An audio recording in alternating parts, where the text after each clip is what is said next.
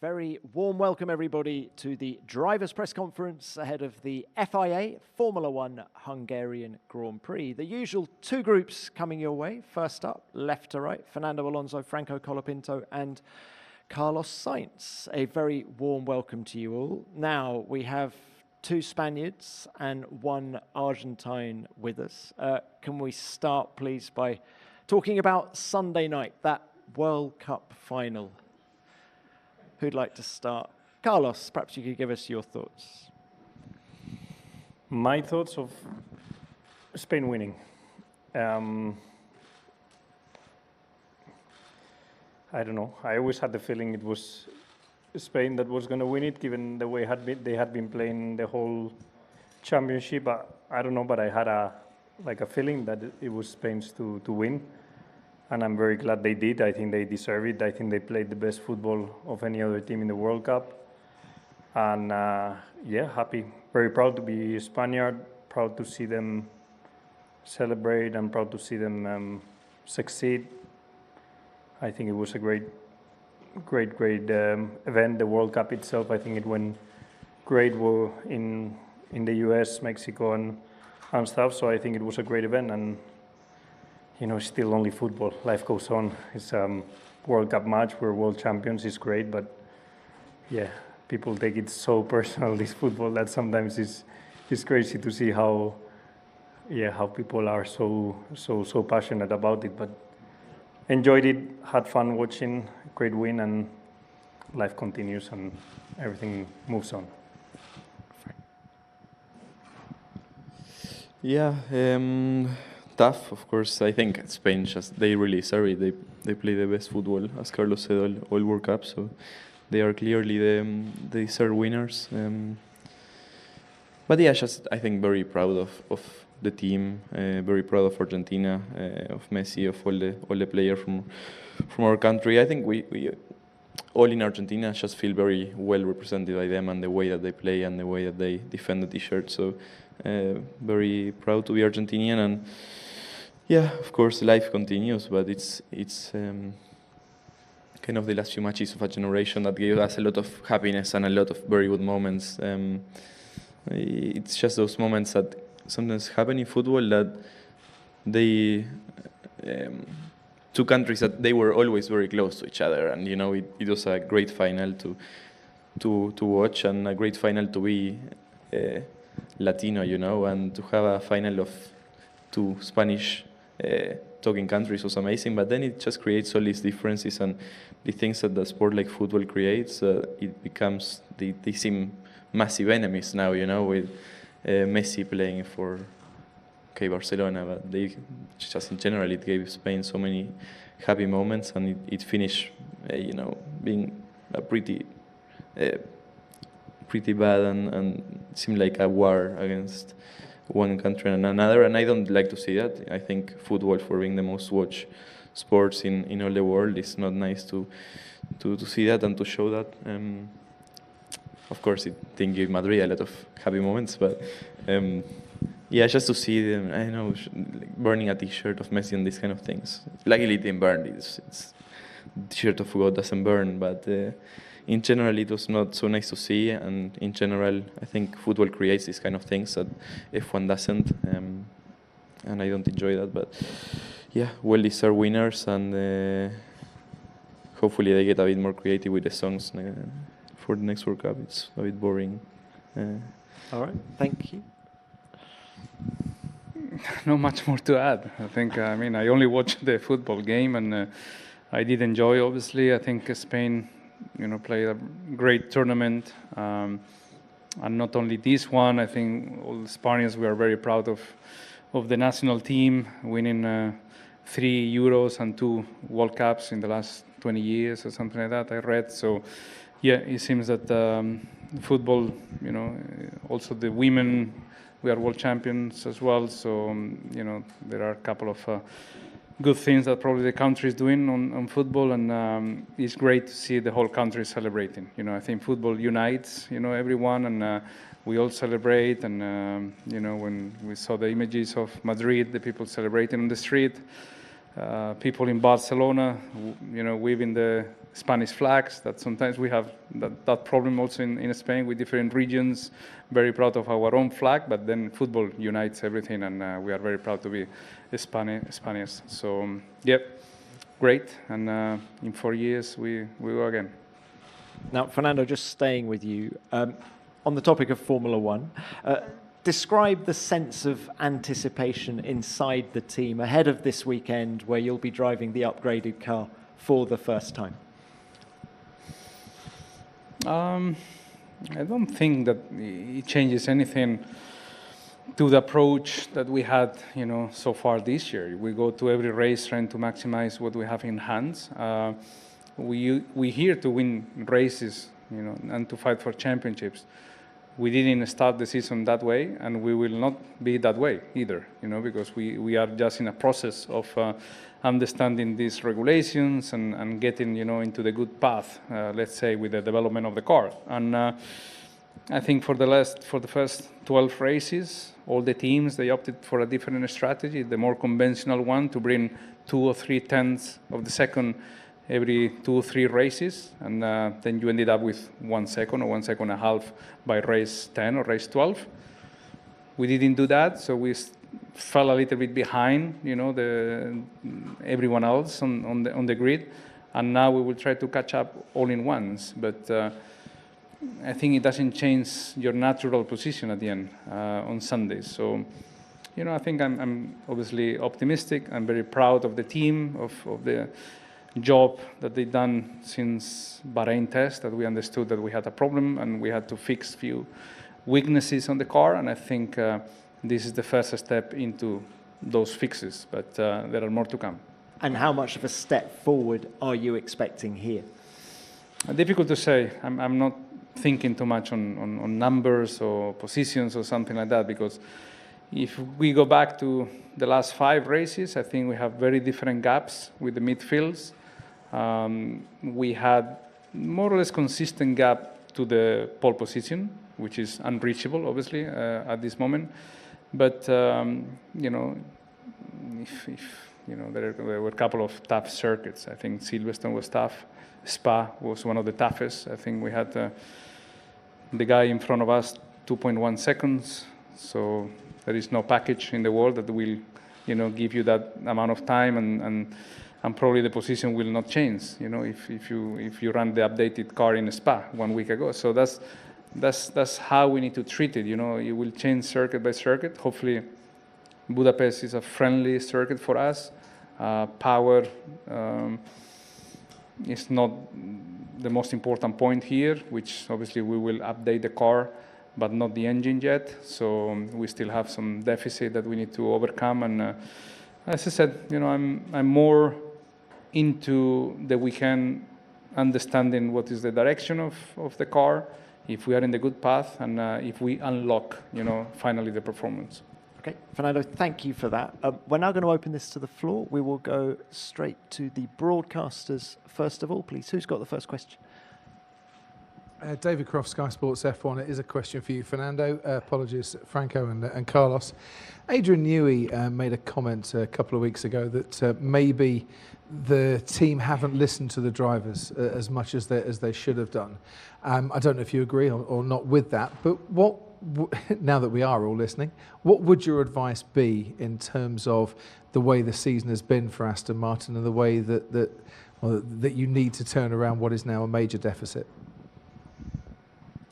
I don't know. I think to Adrian's comments, I think it's more in the past that this year. I think in the past it's true that we sometimes had different opinions on the weekends, on the race weekends, in terms of feeling weaknesses of the car when we were racing with other cars, what we felt behind the wheel. And sometimes when you go back at the factory and you see the data, you discover, things and misbehave on the aero that maybe were pointing the direction of the car in 2 different ways. And maybe the data was the winner on those, debates. And I think Adrian is is a type of designer that, you know, listen to both sides, data for sure, but also what the drivers feel. Formula One is a very complex sport probably and very dynamic. It changes every lap. You know, you never have the same fuel load, you never have the same tire age, you never have the same wind conditions. If you are following a car, if you are alone on track, you know, there are many, many different things that can, you know, affect the balance of the car, and that's why data is not 100%, you know, the truth. But, you know, I think you need to combine both things, and, you know, Adrian has, you know, the best experience in the world to design a car and to develop a car, and I think we are in a good path. Thank you for that. Next. Hi guys, Rui Chagas for DAZN Portugal. First of all, Fernando, Carlos, Enhorabuena for the world champion. I always knew it would either be you or Portugal, 100%. Franco, I'm sorry for that. Carlos, question for you. It's a bit of a harsh one, I think. After the end of last year, did you ever expected before the summer this year to only have 6 points? Sorry. No, it wasn't in my plans, or it wasn't on my expectations. I think I've been very open and very clear on the fact that I think in 2025 we over-delivered, and if anything, the results were better than what I expected when I signed my Williams contract in 24. The 2025 car was a very, very good car, a car that was only sometimes 3 to 4 tenths of pole position, a car that you could feel the balance was a good balance. So obviously going into 26, I expected, if anything, with more time to develop with the 26 car and a new set of regulations, that we could potentially either stay where we were or do a small step forward. But yet time has proven to me that it's been obviously the opposite or the other way around, and that as a team we are more far away from the top than what we thought we were at the end of 25. So it's been definitely a character building year for the whole team. Bit of an eye opener in terms of how much work there is to do still if we even want to consider fighting with a top team in the future. So yeah, a lot of things learned, a lot of things that we've realized, and unfortunately a bad year so far. So we need to conclude, understand why, what happened. I think we have a pretty good understanding by now, is the capacity to turn it around. It's obviously in Formula One, it takes time, and takes time, effort, it takes budget cap, money, and it takes a lot of analysis, and that's exactly where we are right now. Thanks for that, Carlos. Next. Hi, Mariana Becker from TV Globo Brasil. Fernando, in 2 races, this race and Zandvoort, completely new car you're going to have on your hands. What do you which are the signs that you are expecting to see that would give you the hope that the team can unlock the potential of the car and it can have a better life next year? Or what you're going to see that would give you the answers that you need? I think it's not that I need answers. I think I have a pretty clear picture of the team that, you know, we will fix all the problems. They take time, but I think I have no doubts, I have 0 doubts that Adrian will provide the best car on the grid sooner or later. So that's probably, you know, as I said before, I would like to see the first step with this package, with the understanding after the first couple of races, and I think there's going to be more to come next year, that's for sure, and the years to come. And I think on the power unit, I think I have no doubts as well. I think it's a matter of time that Honda fixes the issues, because it's what they've been doing, you know, for the last 40 years of racing. So we started on the back foot, yes. We are dealing with that process now and that pain on the weekends, but we are working all together to fix the issues. So, you know, it's just how soon, the car will be competitive. That's the question mark. Maybe the next 2 races will give us a little bit of a feeling for that. But yeah, for me, I'm relaxed. As I said many times, I'm thinking I need to know what I do next year. And the years to come, I feel fresh, I feel motivated, I feel fast. But I need to enjoy also what I do. And as I said in Spa, I think Silverstone Grand Prix and Spa was not fun to drive. I think it's not fun to watch, it's not fun to drive. And we've been repeating the same thing every single Grand Prix, and it's not to criticize, anything, it's just to improve altogether the sport, and I think the direction that we took this year, I think from the driver's side, I don't know from the spectator side, but behind the cockpit is not the same adrenaline that I used to have driving a Formula One car. So that's something that I need to put in the table. So it's not a problem of the competitiveness of the team, it's just a problem if Formula One gives me the adrenaline that I need to live. Thank you. Next. Hello, Panos Etanis from Antena TV Greece. A question for Fernando and Carlos. You described the joy that this World Cup gave to the Spanish people and all the success the football team has for the last 20 years. 20 years before, we had the championships of Fernando to give that joy. So what would it feel for you to, even though now you're not in that place, but hopefully you will be soon, to give that joy of a World Championship in Formula One to the Spanish people? Well, I think Fernando is the right guy to answer this question because he's had the pleasure and the success to give that joy to Spanish people. To me, when I was following Formula One and I was his biggest fan and his biggest supporter, and I can only say, yeah, it must be an incredible feeling. I've had my little experience of it by giving a win to Spain in Formula One, and that was when I heard my national Spanish anthem, probably the most emotional moment of my career. Standing on the top of the podium, hearing your anthem with your flag behind you, I think that is the thing that any driver or any athlete dreams about.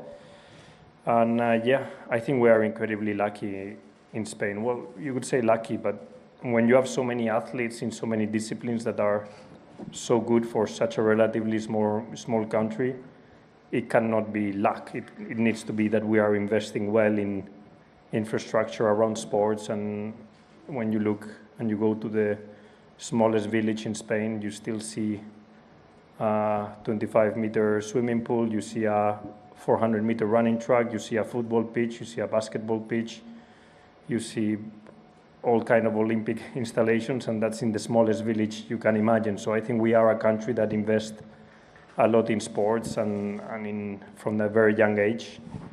And in the end, it pays off, and it makes me a proud Spaniard to see that such a relatively small country is so well represented in any kind of discipline, from motorsports to MotoGP to tennis to football, masculine, feminine. I don't know. I think we are a very successful country in that way, and it makes me proud. Yeah, obviously it means a lot, and it will mean a lot if we can repeat it. At the end of the day, I think you want to share those moments with your country, with your fans, your friends, your mechanics, your team.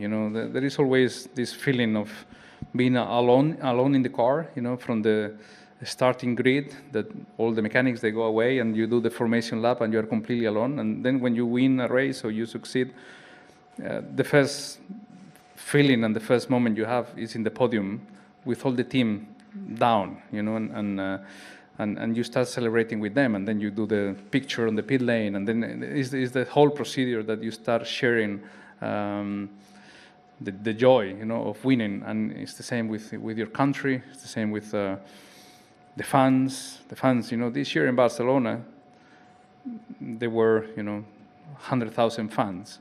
In the fan forum, there were like 5,000 or 6,000 fans, and they were all dressed in green. They were all supporting, at 35 degrees, and they went there knowing that we will be 21st and 22nd, and it didn't matter to them.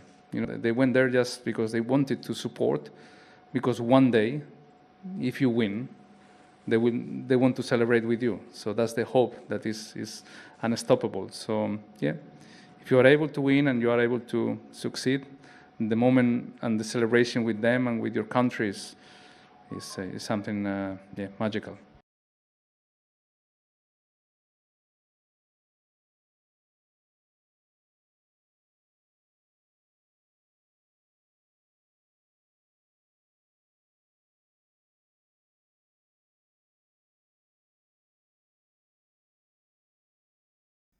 Yeah, I watched the pre-race press conference with Franco Colapinto, Carlos Sainz, and Fernando Alonso.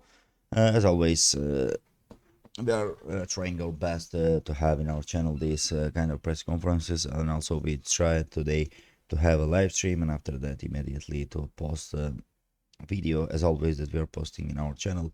And as always, I have took some notes to my phone to be more clear with my English and with my opinions. And of course, I'm going to start with Carlos Sainz. Looked relaxed, but as always, questions quickly shifted toward his future and the direction of his team. He emphasized that the focus is on improving performance rather than getting distracted by outside noise. That's exactly what you would expect him to say, but it's hard to ignore the bigger pictures. Rumors around the paddock continue to suggest several teams could be reshuffling their driver lineups for the 2026. Sainz remains one of the most experienced drivers on the grid, and if opportunities open up, you can bet his name will be involved in these conversations. Now, but Formula One has taught us that drivers usually deny or don't play these discussions until everything is signed. So while Sainz gave the standard answers today, don't be surprised if speculation continues over the next coming months. Colapinto once again handled the pressure well and spoke confidently about continuing to learn every weekend. He's clearly aware that every session matters when you are trying to establish yourself in a Formula One. What's interesting is that the conversation around the Colapinto isn't just about the weekend anymore. Many fans and journalists are already asking where he will fit into the next season's drivers market. Several teams are expected to evaluate young talent over the remainder of the season, and Colapinto continues straighten his case whenever he delivers solid performances. And of course, we had Fernando Alonso. As usual, Alonso gave a truthful answer while revealing almost nothing directly. Experience has taught him exactly how to answer difficult questions without creating headlines, although somehow he still creates them. One interesting takeaway was his confidence in the team's long-term project. Whether that's genuine optimism or simply protecting the team publicity is something only Alonso really knows. There have also been renewed whispers about Aston Martin's future competitiveness, especially with the major regulation change approaching.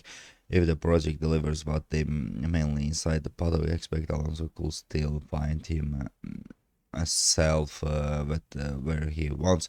And also, of course, as you know, at the Hungarian Grand Prix, we're going to have some upgrades from the Aston Martin, and they are saying that they will be much more faster than they are in this situation. But we will see what kind of speed we are talking about and what kind of upgrades is waiting us to see from the Aston Martin. Immediately we're going to have also the second part of this press conference in our channel. Just don't forget to like it, to subscribe, and of course to comment on the video.